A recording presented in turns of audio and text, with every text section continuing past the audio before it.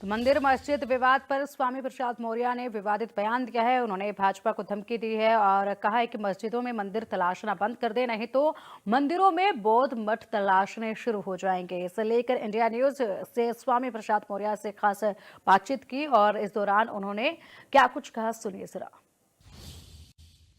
उत्तर प्रदेश में तमाम मस्जिदों में मंदिरों को लेकर के बहुत सारे विवाद सामने आ रहे हैं। संभल का मामला ठंडा ही नहीं हुआ था कि जौनपुर की अटाला मस्जिद और तमाम दूसरी मस्जिदों को लेकर इस तरह की बयानबाजियां हैं। कोर्ट की दहलीज तक मामले हैं।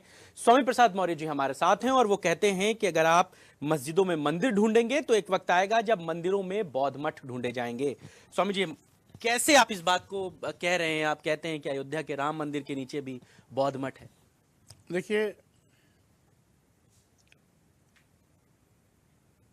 इतिहास कुरेदेंगे, गड़े मर्दे उखाड़ेंगे तो बात का कभी अंत नहीं होगा।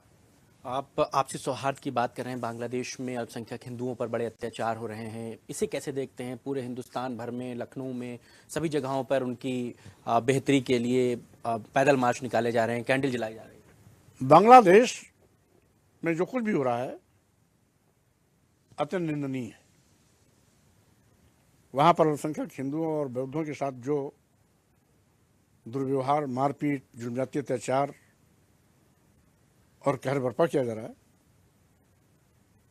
बहुत घृणित है। बांग्लादेश पर भारत का बहुत बड़ा एहसान है।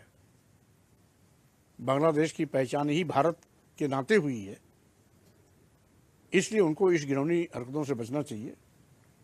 और सही मायने में देश के प्रधानमंत्री माननीय मोदी जी को जिस मजबूती के साथ बांग्लादेश में हो रहे अल्पसंख्यक हिंदुओं और बौद्धों पर जनजाति अत्याचार का विरोध करना चाहिए था, वो अभी तक विरोध भी दर्ज नहीं करा पाए।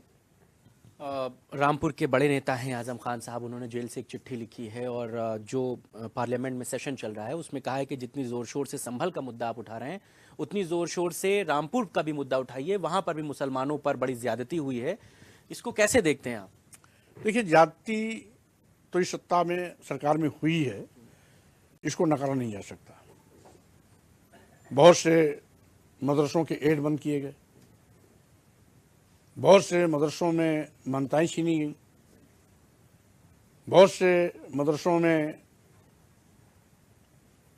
आतंकवादी खोजने के नाम पर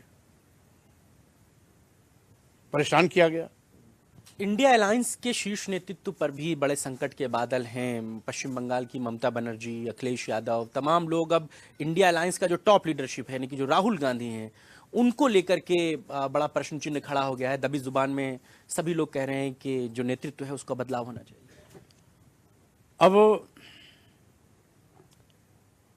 नेतृत्व का बदलाव कर लें, लेकिन लीडर पोजीशन तो राहुल गांधी ही रहेंगे, क्योंकि पार्लियामेंट में सबसे बड़ी विपक्ष पार्टी कांग्रेस है, तो नेता तो कांग्रेस का ही होगा। पार्लियामेंट में विपक्ष की भूमिका में तो राहुल गांधी दिखाई पड़ेंगे। इंडिया अलायंस का अन्य नेता पार्लियामेंट में लीडर पोजीशन की भूमिका तो नहीं निभा पाएगा। बहुत शुक्रिया। स्वामी प्रसाद मौर्य जी हमारे साथ थे, तमाम इश्यूज पर बात कर रहे थे। कैमरा पर्सन अमर के साथ मोहम्मद शबाब, इंडिया न्यूज।